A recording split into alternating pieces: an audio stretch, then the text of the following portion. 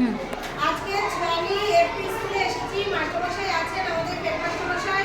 তো এখন বর্ষাকাল, আমি বাচ্চাদের সঙ্গে ডেঙ্গু বিষয়ে কিছু আলোচনা করব, যে আমাদের পতঙ্গবাহিত রোগ কার মাধ্যমে হয়, মশা মাছি এইগুলোর বিষয়ে এখন বর্ষাকাল বিশেষ করে বলবো।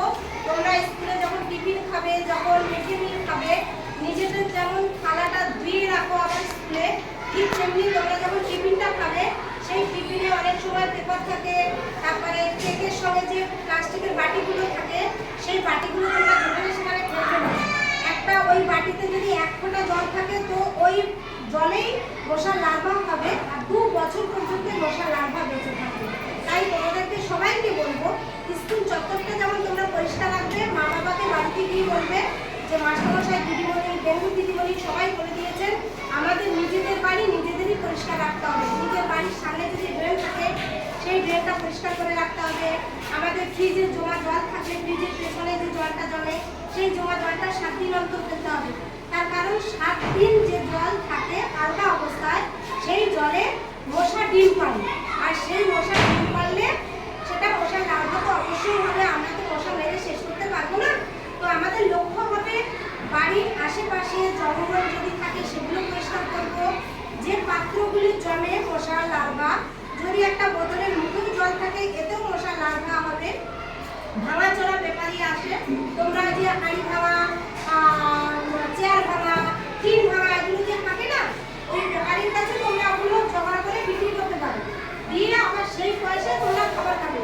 কিন্তু একটা লক্ষ্য হলো, সেটা হলো আমাদের যে ডাব খাও, যে নারকেল খাও, যে ফুল গাছের টব, যেগুলো আমরা বাড়ির আনাচে কানাচে যে জিনিসগুলো দেখি, কচু গাছ থাকে, কলা গাছ থাকে, ওগুলোতে এই যেমন আমরা একটা কচু গাছ থাকলে কচু গাছের গোড়ায় বসায় এই যন্ত্রটা দিয়ে ফুলে করলে ছিদ্র করে দিলে ওই জলটা পড়ে যায়, তাহলে আর আমাদের মশার লার্ভা জমবে না। ঠিক কলা গাছের যে পাতাটা তার গোড়ায় জল জমে, তার মধ্যে আমাদের এই যন্ত্রটা দিয়ে যদি ছিদ্র করে দিই ওই জলটা পড়ে যায়, আর জমা জল খায় না। তোমরা বাড়ি গিয়ে এটাই মা বাবাকে বলবে যে নিজেদের বাড়ি নিজেরাই পরিষ্কার রাখবো, আর 7 দিন অন্তর জমা জল সেটা আমরা ফেলে দেবো। সেই জমা জলটা আমরা বাড়ির আশেপাশে, এমনকি বর্ষার জল যেটা ধরে রাখি সেটাও ধরে রাখলে হবে। ঠিক আছে, বুঝতে পেরেছো তো? আশেপাশে একটু কিছু বলুন। বাড়ির আশেপাশে বইয়ের খুলি স্কুল থাকে, ছোট মেলা থাকে, ওদের জল জমতে দেবে না। স্কুলের আশেপাশে তোমাদের যেখানে জল জমবে পরিষ্কার করতে হবে। আর প্রতিদিন স্কুল ভাটাতে হবে, আবর্জনা একটা নির্দিষ্ট বক্স আছে, সেই বক্সে ফেলতে হবে, পরে ওটা তুলে দিতে হবে। বাথরুমে গেলে প্রত্যেকের বালতিটা ইউজ করতে হবে এবং বালতির জলটা ঢেলে দিতে হবে যাতে জলটা জমে। ঠিক আছে? আমরা ডেঙ্গুর হাত থেকে বাঁচতে গেলে আমাদের প্রথম কাজ হচ্ছে বাড়ির আশেপাশে এবং স্কুলের চারপাশে যাতে জল জমতে না দেখা যায় তার ব্যবস্থা এবং তোমার বাবা মাকে সচেতন করতে হবে যাতে তোমার বাড়ির আশেপাশে, বিশেষ করে তোমরা বেশি সময় তোমার বাড়িতে থাকবে, তার বাড়ির আশেপাশে বেশি জল জমে, সেখানে যাতে জল না জমে তার ব্যবস্থা করতে হবে। ঠিক আছে? তোমাদের হাত লাগিয়ে সেগুলোকে পরিষ্কার, ঠিক আছে?